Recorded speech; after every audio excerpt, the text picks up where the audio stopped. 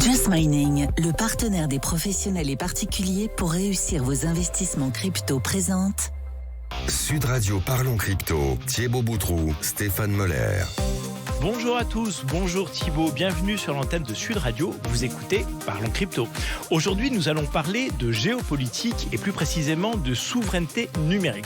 Bonjour Stéphane, effectivement un sujet un petit peu complexe mais rassurez-vous, on va vulgariser tout ça et ça va être hyper intéressant.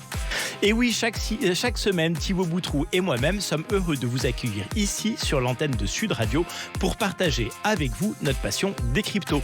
Vous avez entendu parler du Bitcoin, de l'Ethereum et de l'émergence des cryptos, vous avez envie de comprendre cet univers qui s'offre à nous, alors décryptons pas à pas au fil de nos émissions cet univers passionnant. Thibaut, vous êtes associé fondateur au sein de la société Just Mining. C'est ça, Stéphane, on peut te retrouver sur cette même antenne tous les soirs de la semaine à 19h20 pour l'émission Conseil de famille. Tu es associé au sein du cabinet de conseil en gestion de patrimoine via Wealth Management et on partage sur cette antenne notre passion pour l'univers des crypto-monnaies. Et oui, et c'est pour ça que nous sommes là. Chaque semaine, nous tâcherons de comprendre quels usages on peut faire de toutes ces cryptos, ces blockchains et en quoi tout ceci va changer notre monde. Aujourd'hui, comme chaque semaine, cette émission aura deux parties. Tout d'abord, Thibaut et moi ferons le tour d'un concept que nous allons approfondir. Aujourd'hui, Thibaut, nous allons évoquer la souveraineté numérique. Et vous verrez, c'est passionnant. Et pour mieux comprendre les enjeux, nous allons recevoir Fabien Aufrechter, directeur de Havas Sovereign Technology. On y reviendra. Alors on le rappelle, comme chaque semaine, cette émission n'a pas vocation à délivrer quelconque conseil d'investissement. Ici on s'intéresse aux fondamentaux et on essaye à travers des cas d'usage, des porteurs de projets, des témoignages, de vous faire découvrir un petit peu cet environnement de l'intérieur pour que vous puissiez comprendre comment et pourquoi la blockchain et les crypto-monnaies vont finalement changer votre vie et pourquoi pas le monde. Alors ceci étant dit, Thibaut, cette semaine, à l'occasion de la sortie du rapport Europanova, nous allons parler de souveraineté numérique et de la place de la blockchain et des crypto-monnaies dans ces enjeux. Alors avant de commencer, Thibaut, en quelques mots, c'est quoi la souveraineté numérique et en quoi est-ce important ? Alors la souveraineté numérique, donc c'est quelque chose qui est très très large, mais si on voudrait le définir ou le résumer, on pourrait dire que c'est notre capacité à être indépendant des autres acteurs, d'autres puissances sur le plan des nouvelles technologies. Aujourd'hui, la France et l'Europe est assez largement dépendant de puissances comme les États-Unis, notamment sur de nombreux sujets. Et donc la souveraineté numérique, ça va être notre capacité à se défaire de ces autres acteurs. Mais j'ai envie de te dire, rien de nouveau là-dedans. De ça, on évoque ça depuis l'an 2000 et depuis l'apparition de l'Internet, en fait. Oui, tout à fait. Rien de nouveau. C'est un sujet qui est sur la table depuis quelques temps. Mais en fait, c'est un combat qui est constant. Et ce qui est intéressant, c'est qu'actuellement, on est en train d'entrer dans une nouvelle bataille qui se passe autour de la blockchain et des actifs numériques. Et cette bataille-là, mais pour nous, Français et Européens, elle est pas encore perdue. Rien n'est joué d'avance et on pourrait encore avoir un rôle stratégique à jouer. Bon, on verra tout à l'heure quel est l'enjeu de cette bataille, mais ce que tu es en train de nous dire, c'est que finalement l'apparition des blockchains pourrait permettre à l'Europe de retrouver une certaine souveraineté numérique. C'est ça. En fait, dans un contexte numérique aujourd'hui qui est assez largement dominé par les États-Unis ou la Chine avec leurs géants, la blockchain, les crypto-monnaies et tout ce qu'elles englobent finalement, parce que c'est un petit peu plus large que ça, représente une opportunité de redistribuer en fait quelques cartes dans la partie et de permettre à l'Europe de se réapproprier une partie de la souveraineté. Ouais. Mais alors, à quel niveau, comment est-ce que ces technologies dont on parle peuvent nous permettre de retrouver cette souveraineté ? Alors, il y a beaucoup de sujets. Il y a un exemple qui va être, par exemple, de permettre de développer des acteurs performants sur le territoire plutôt que de laisser des Google ou des Amazon se développer ailleurs et être finalement dépendants d'eux. Il y a un autre exemple que j'aime bien qui permet de bien comprendre le changement qui est en train de s'opérer. C'est celui de Libra ou de Diem, la fameuse crypto-monnaie de Facebook. Alors, le sujet, c'est pas est-ce que le projet est bien ou pas, mais ce qui est intéressant de voir, c'est que un acteur privé qui est Facebook, à travers un outil technologique qui est les crypto-monnaies, a remis en cause certains principes de la souveraineté monétaire. Et là, ça montre qu'on est en train de passer dans une dimension où, ok, tous ces outils, tous ces enjeux de souveraineté numérique, il se passe quelque chose et c'est vraiment intéressant de se pencher sur ces sujets parce que ça va remettre en cause des choses qu'on pensait acquises. Bon, je crois que là, on est vraiment au cœur du sujet. On y reviendra tout à l'heure. C'est absolument passionnant, mais c'est aussi très intriguant et intéressant. Presque inquiétant de voir en fait à quel point ces technologies peuvent renverser les rapports de force, en fait. Là, tu as bien résumé. C'est à la fois hyper fascinant et intéressant, c'est aussi à la fois hyper inquiétant parce qu'on entre dans quelque chose qu'on ne connaît pas. Toutes ces révolutions font naturellement peur au début, mais en tout cas, il faut s'y pencher. Aujourd'hui, ça devient nécessaire de prendre le sujet au sérieux. Bon, on retrouve Fabien Aufrechter, le directeur de Havas Sovereign Technology, dans 3 minutes, après une rapide coupure pub. Il va nous expliquer comment l'Europe peut reprendre une place importante dans le monde de demain grâce à cette fameuse souveraineté numérique. Just Mining, le partenaire des professionnels et particuliers pour réussir vos investissements crypto, présente Sud Radio Parlons Crypto, Thibaut Boutroux, Stéphane Moller. Aujourd'hui, nous parlons souveraineté numérique à travers la blockchain et les crypto-monnaies. Nous sommes en compagnie chaque semaine, comme chaque semaine, de Thibaut Boutroux, mon acolyte, et avec notre invité de la semaine, Fabien Aufrechter, directeur de Havas Sovereign Technology. Donc, blockchain, bitcoin, mining, finance décentralisée, métaverse, et aujourd'hui, un zoom sur ce que l'on appelle la souveraineté numérique. Aujourd'hui, donc, nous recevons Fabien Aufrechter, directeur de Havas Sovereign Technology, qui vient de publier le rapport Europa Nova,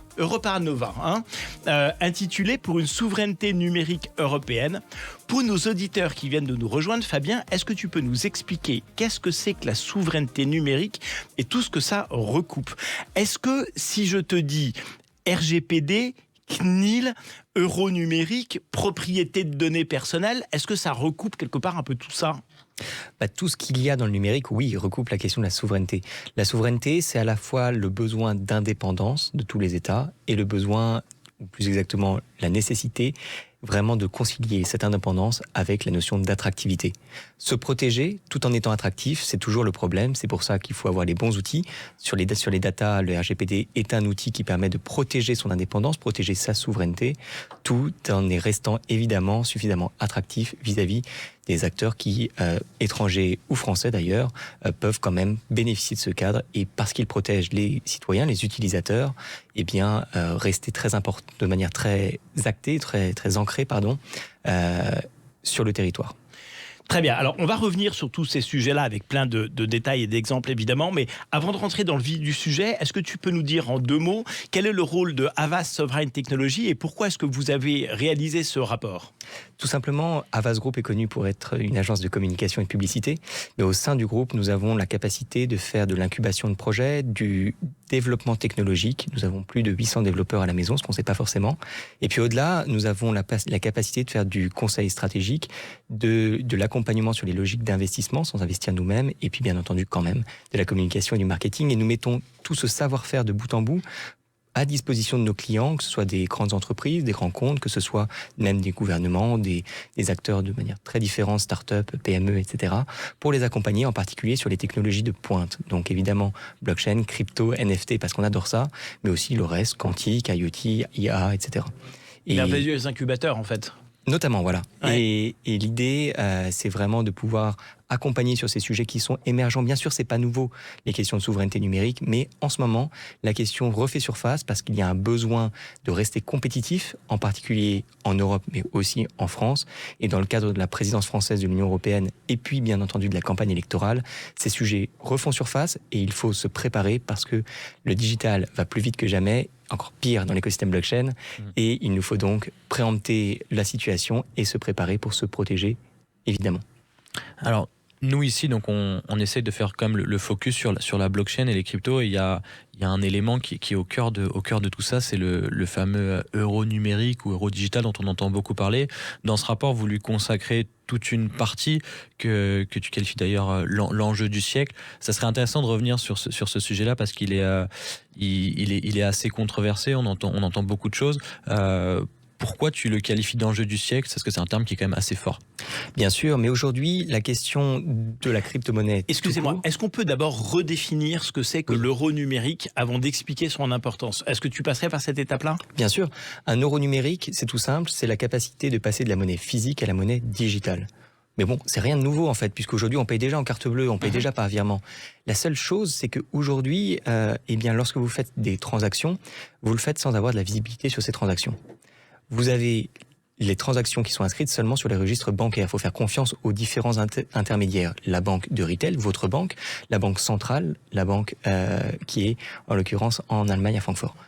C'est pas grave. Aujourd'hui, on fait confiance à l'Europe, on fait confiance aux institutions. Mais il y a des limites. Et une de ces limites, c'est probablement le fait qu'on n'a pas la capacité de bout en bout de tout voir, tout en transparence. Et là, la crypto-monnaie facilite même ce système. Par ailleurs, le fait que ça soit une monnaie numérique, eh bien, ça a beaucoup d'avantages. Déjà, ça permet de mieux se brancher sur des outils du quotidien. Je vais prendre un exemple, par exemple, en Chine. En Chine, la crypto renminbi, c'est pas quelque chose de nouveau, c'est quelque chose qui existe déjà. Eh bien, ça permet de bancariser, entre guillemets, des applications de la vie quotidienne comme Alipay ou WeChat Pay. Bon, on pourrait imaginer demain, ce qu'avait imaginé d'ailleurs Facebook avec Libra, d'avoir la capacité d'échanger de la valeur sur des messageries. Cette question, elle est essentielle, c'est vraiment un enjeu essentiel puisque c'est la notion même de banque qui est en train d'être radicalement révolutionné. Qu'est-ce que c'est être une banque? Est-ce que c'est être un moyen de paiement? Eh ben non, plus maintenant, parce que l'euro numérique arrive, et en tout cas dans les autres pays, les monnaies nationales digitales sont en train d'arriver. Et puis de l'autre côté, on revient peut-être aux fondamentaux du côté des métiers bancaires, à savoir stocker l'argent, et ça reste quelque chose d'essentiel depuis le Moyen-Âge, voire avant. Et puis aussi le conseil. Et ça, c'est aussi ce qui permet de donner de la valeur au monde bancaire, et donc, d'une certaine manière, de les rassurer, puisqu'on n'est pas sur une désintermédiation des banques, on est sur un repositionnement, une retransformation des banques, qu'ils se consacreront sans doute demain plutôt à du conseil en investissement ou sur d'autres sujets, tandis qu'on aura la possibilité pour chacun de mieux s'approprier sa monnaie. En fait, on est en train de désintermédier les banques dans les flux, et donc les banques vont retrouver un autre métier, ou vont devoir développer un autre métier, qui est celui du conseil et d'organiser la distribution de l'argent. Si je faisais un parallèle avec ce qu'on fait bien chez Havas, l'achat d'espace, demain l'achat d'espace, ça va être des intermédiaires. Ça va l'être. Tôt ou tard, tous les métiers d'intermédiation finiront par être des intermédiaires par la technologie. Ça prendra peut-être du temps, mais c'est déjà en train d'arriver. Mais par contre, c'est une chance parce que la vraie valeur, c'est quoi pour une agence qui fait de l'achat d'espace? C'est pas acheter l'espace. Ça, la machine pourrait presque le faire déjà aujourd'hui. C'est le conseil déjà. Donc ça redéplace la valeur. Et cette question de déplacer la valeur sur tous les métiers de l'intermédiation, ça permet de s'interroger. On s'interroge sur les métiers de la banque, on s'interroge sur les autres métiers. Alors en plus, sur la question de l'euro numérique, évidemment, il y a toute la question de souveraineté, puisque c'est plus fluide, c'est 24/24, on passe pas par des banques qui peuvent être fermées ou ouvertes, c'est vraiment la capacité de la digitalisation à 100% de la monnaie. Alors, je reviens à la question que posait Thibaut. Pourquoi est-ce que c'est un enjeu aussi fort que celui-là? Pourquoi est-ce que c'est l'enjeu du siècle? Pour plusieurs raisons. La première raison, c'est d'abord si on ne pense qu'aux liens interbancaires. Aujourd'hui, lorsque j'envoie de l'argent d'une banque A à une banque B, eh bien, la traçabilité pour le consommateur, pour le client, elle n'existe pas. Puis au-delà, on n'a pas toute la capacité de vraiment saisir les transactions. On ne voit pas tous les intermédiaires, on ne voit pas qui fonctionne quoi, d'une certaine manière. Donc, si on n'a pas la capacité de la connaissance de la totalité de la chaîne de valeur, eh bien, on perd cette valeur. Là, on a la connaissance de la valeur et on peut en plus indirectement brancher ces dispositifs sur des produits banquiers. Parce que je pourrais visualiser ce qui se passe dans la blockchain et Absolument. donc je verrai à chacune des étapes des transactions qu'est-ce qui a été prélevé par qui. Tout à fait, mais ça c'est la première étape seulement. Ouais. La deuxième étape, c'est certainement le vrai enjeu du siècle, c'est quand ça va se démocratiser. Et d'une certaine manière, que la monnaie, elle ne sera plus stockée seulement chez les banques, mais sur d'autres types d'outils qui sont peut-être d'ailleurs mis à disposition par les banques, puisque je pense qu'elles franchiront le cap évidemment assez vite. Et ça permettra à chacun de se réapproprier la valeur, de repenser la valeur et d'une certaine manière d'avoir la même capacité avec sa valeur numérique de dépenser son argent qu'on l'a avec de la monnaie physique. Et pourquoi est-ce que ça a un tel enjeu géopolitique? Et moi, je vais plus rebondir, c'est quoi en fait le risque de manquer ça ou d'être en retard là-dessus? Parce qu'on voit que la Chine est déjà bien avancée sur ce sujet. Les États-Unis indirectement, mais parce qu'ils ont d'autres actifs et le dollar est déjà bien représenté dans ce monde-là. L'euro y est très peu. On a une Europe qui s'affaiblit un peu. C'est quoi justement le risque de pas y aller? Ou là aujourd'hui on parle d'un euro numérique peut-être 2024, 2025. C'est bientôt, mais c'est en même temps très tard par rapport à la vitesse de la techno. C'est quoi justement le risque de pas y aller ou d'y aller trop tard? L'euro numérique, contrairement aux autres crypto-monnaies, même s'il existe des crypto-monnaies de toutes les tailles et de tous les styles, il n'est pas volatile, il est stable. Et ça déjà c'est quelque chose d'important. Stable, ou plus exactement stabilisé sur la valeur de l'euro, qui n'a pas une valeur stable par ailleurs. Mais aujourd'hui, ce qui est important, c'est de savoir, en effet, il existe déjà des monnaies qui sont des cryptos renminbi, des cryptos nationales. Et aujourd'hui, il y a 3 choses qui se cachent derrière, 3 risques. Le premier, c'est un risque technologique. C'est on perd malheureusement du temps sur la connaissance, sur la R&D, sur la régulation, sur l'accompagnement des acteurs à se familiariser avec la technologie. Et on perd beaucoup de temps. Quand je dis beaucoup de temps, c'est qu'il y a déjà énormément de pays qui ont franchi le cap. On a vraiment déjà du retard. Et indirectement des acteurs aussi, parce qu'il y en a qui quittent le territoire du coup. Complètement. La deuxième chose, c'est tout bête, c'est qu'au-delà de ce temps qu'on perd, eh bien, on perd des marchés entiers. Pas seulement parce qu'il y a des acteurs qui s'en vont, c'est vrai, c'est le cas, et malheureusement, il va falloir qu'on arrive à travailler à les faire revenir. Mais aussi parce qu'on perd, à cause de cette connaissance, en émergence de nouveaux acteurs. Puis la troisième chose, c'est qu'on est plutôt pas mauvais en France, faut le reconnaître, pour attirer des géants sur le secteur blockchain. On n'est pas à la ramasse, mais on pourrait encore faire mieux. Et je pense qu'on a besoin de capitaliser sur notamment une force qu'on a, à savoir celle de la régulation, pour essayer d'attirer ces acteurs. Si on rate par contre le coche de l'euro numérique, eh ben ils s'en iront. Alors moi j'ai une question en marge de cette discussion. On parle beaucoup dans cette émission de la décentralisation et de l'intérêt de ces blockchains décentralisées. Or si j'ai bien compris, l'euro numérique il tourne sur une blockchain privée. En tout cas sur une blockchain qui est régulée par un opérateur. Est-ce que c'est compatible avec l'émergence des cryptos et comment est-ce qu'on fait cohabiter ces deux mondes ?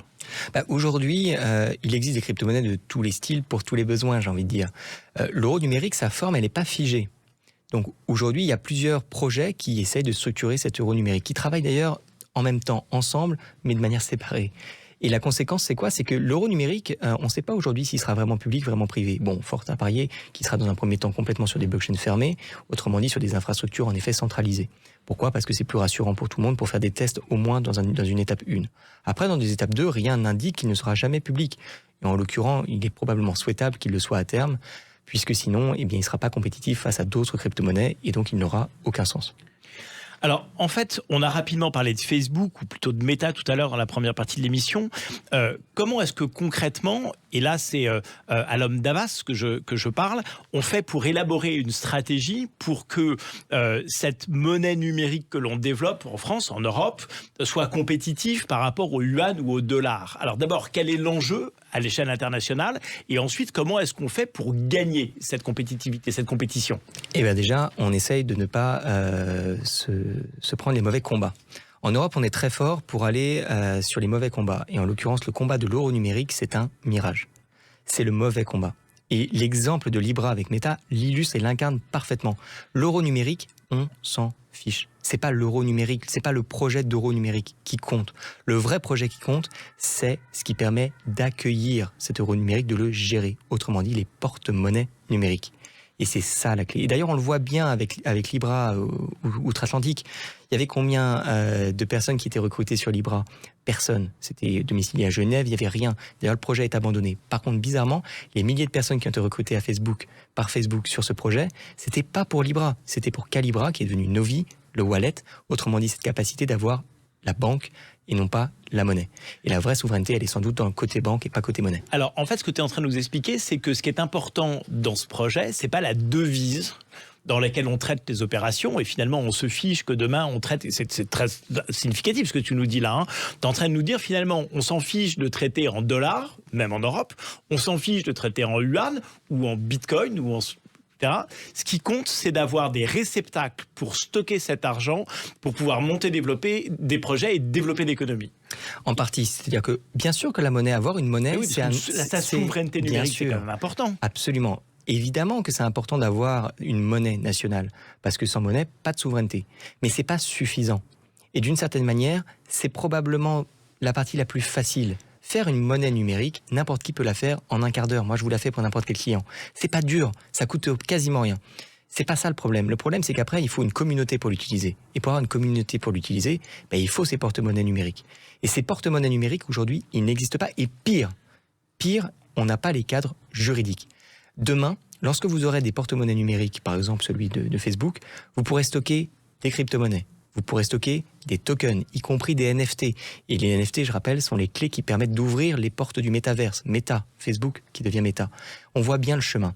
Or aujourd'hui, quand je vois que cet après-midi, le Parlement européen, en plus, a voté une loi qui ne va pas dans le bon sens sur les porte-monnaies numériques, on voit bien qu'il y a un manque de compréhension. Il est temps que les politiques prennent en main les sujets de souveraineté numérique dans l'écosystème blockchain. Alors là, je vais jeter un pavé dans la mare, mais pourquoi est-ce que ça ne va pas dans le bon sens ? Si on est tous d'accord pour dire qu'il faut de la régulation, si on est tous d'accord pour dire qu'il faut une adoption de masse, pourquoi est-ce que mettre un cadre légal que tu vas nous redécrire, qui finalement va poser le cadre de détention d'un wallet, donc permettre sa diffusion de masse, pourquoi est-ce que c'est contradictoire avec le fait de pouvoir développer ces portefeuilles, justement ? Je pense qu'aujourd'hui... Alors, quel était l'enjeu de la discussion d'aujourd'hui, déjà, et pourquoi est-ce que y a un débat autour de ce thème ? Aujourd'hui, le débat, honnêtement, il n'a pas lieu d'être. C'est juste une mauvaise compréhension de l'écosystème blockchain. Et malheureusement, aujourd'hui, c'est un écosystème qui est neuf. Ce sont des sujets qui sont compliqués. Il y a peu d'experts. Je suis pas expert. On a juste de l'expérience. Mais aujourd'hui, malheureusement, les pouvoirs publics n'arrivent pas à s'emparer des sujets de technologie de pointe parce que soit ils parlent aux ingénieurs, soit ils parlent à des geeks et ils n'arrivent pas, du coup, à comprendre l'intérêt. Aujourd'hui, malheureusement, on n'est plus dans une position de pouvoir parler qu'à ces communautés. C'est des sujets grand public. Ce sont des sujets politique, voire géopolitique. On a des sujets de souveraineté qui y sont liés. Alors, attends, si j'ai bien compris, l'enjeu d'aujourd'hui, c'était de dire, si j'ai un wallet, c'est-à-dire un coffre-fort électronique pour émettre mes monnaies numériques, il faut que, pour pouvoir ouvrir un wallet, il faut que je déclare mon identité. Bon, mais c'est pas complètement aberrant en fait. Qu'est-ce qui vous choque tous les deux dans cette étape nécessaire à... Moi, quand je vais à la banque et que je demande à ce qu'on m'ouvre un coffre-fort, on me demande ma pièce d'identité pour ouvrir un coffre-fort. Je peux pas anonymement mettre quoi que ce soit dans un coffre-fort dans une banque. Qu'est-ce qui est choquant dans le fait qu'il faille décliner mon identité pour avoir un coffre-fort numérique ?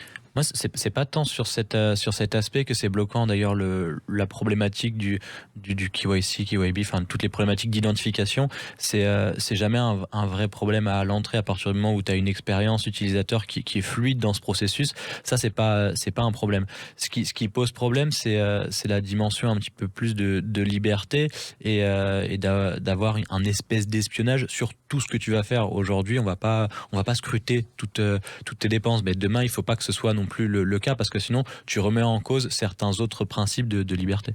Et en l'occurrence, c'est le vrai problème qui est déjà apparu en Chine par exemple. À partir du moment où vous avez des crypto-monnaies qui sont nationales, le risque c'est qu'en effet l'État ait la connaissance totale de la totalité de vos achats et même au-delà, puisque ce que je disais c'est que ça peut être des crypto-monnaies mais même des tokens. Et en Chine on voit bien que les points des permis à points sont des tokens et que tout est lié. Si je perds des points, si je perds des tokens sur mon compte, je n'ai plus accès à des services, j'ai plus accès à la part entière de ma citoyenneté. Donc derrière l'enjeu de souveraineté, il est très très fort. Mais alors, est-ce que dans ce cas-là, il faut vraiment se battre pour avoir, à l'échelle individuelle, un euro numérique ?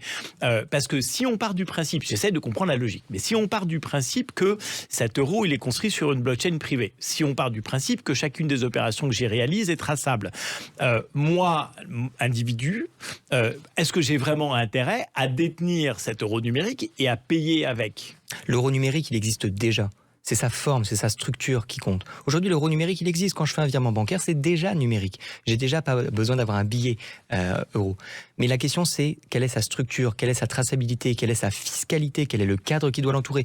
Aujourd'hui, il est temps qu'on identifie certaines technologies de pointe, et en particulier les crypto-monnaies, comme des moteurs de croissance. Des moteurs de croissance qui vont donner une impulsion pour la structuration par ailleurs d'un pôle d'excellence à l'échelle continentale. Ça, c'est une urgence. Sans quoi, on va encore rater la marche, on va rater un essor qui serait conséquent, qui serait un moteur d'attractivité, pas seulement à l'échelle nationale, mais à l'échelle européenne, et puis à une échelle plus petite, des collectivités qui me tient évidemment à cœur. On a besoin aujourd'hui d'avoir des cadres, que ce soit pour les tokens, pour les NFT, qui sont des catégories de tokens, ou même au-delà pour les crypto-monnaies. On a des questions qui se posent sur la fiscalité et il est grand temps que les pouvoirs publics se saisissent de ces sujets. C'est urgent. Pourquoi ? Parce que aujourd'hui, nous avons plus de 7% des Français à peu près de mémoire qui ont déjà des crypto-monnaies. Donc, leur dire que de toute manière, on s'en occupe pas, c'est pas possible. La réalité, elle est là. Donc, soit les pouvoirs publics s'emparent de ces sujets, soit on dit que la souveraineté numérique et financière d'une certaine manière, eh bien, elle doit être cadrée. Et la plupart des acteurs des crypto-monnaies sont prêts à être encadrés. Ça rassure d'être encadré. Ça permet de croître mieux d'être encadré. Mais pas n'importe comment, pas à n'importe quel prix, pas par des pouvoirs publics qui ne comprennent pas ce que ça veut dire. Une dernière question avant qu'on se quitte et de laisser la conclusion à Thibaut. Est-ce que tous les protagonistes, j'allais dire, les candidats à l'élection présidentielle se sont saisis du sujet et ont tous un programme concernant les cryptoactifs ? Moi, ce que je constate surtout, c'est qu'il y a eu un très très gros travail qui avait été fait par un député français, Pierre Persson, qui avait identifié des moteurs pour pouvoir améliorer les cadres en termes de régulation en France, pas en Europe. Et il avait identifié les choses. Il y a certains candidats qui, de manière très opportuniste, ont essayé de se ressaisir, de copier-coller et d'avancer. Pour moi, c'est pas ça. Il faut des vraies mesures fortes. Le prochain quinquennat sera le quinquennat de la régulation, clairement, des NFT, des tokens, du métaverse. Il est temps que les pouvoirs publics s'en emparent vraiment. Thibaut, une rapide conclusion ? Ouais, en rapide conclusion, ce qui est intéressant là dans cette campagne, c'est que on n'a vu aucun, en tout cas, candidat s'opposer ou dire du mal de tout cet écosystème. Et ça, c'est déjà un bon point positif parce qu'ils ont compris que c'était un sujet, que ça tenait à cœur aux gens et que du coup, s'ils en parlaient, il fallait en parler correctement et en tout cas, il fallait pas en parler mal. Bon, on arrive au terme de ces échanges. Merci beaucoup Fabien Hofrechter, c'était super intéressant. On va suivre ces évolutions avec beaucoup d'attention. Merci Thibaut de nous accompagner de ton éclairage sur ces sujets passionnants semaine après semaine. On se retrouve évidemment la semaine prochaine. C'était Parlons Crypto sur Sud Radio. Retrouvez-nous chaque semaine à l'antenne de Sud. Ici, nous essayons de comprendre comment et pourquoi tous ces projets de crypto vont changer notre monde. Et en attendant, vous pouvez retrouver Parlons Crypto en podcast sur le site de Sud Radio et évidemment sur les chaînes YouTube de Sud Radio et de Parlons Crypto, chaîne auxquelles évidemment vous n'oublierez pas de vous abonner. À la semaine prochaine Thibaut. À la semaine prochaine. Sud Radio Parlons Crypto, Thibaut Boutroux, Stéphane Moller. Avec Just Mining, le partenaire des professionnels et particuliers pour réussir vos investissements crypto.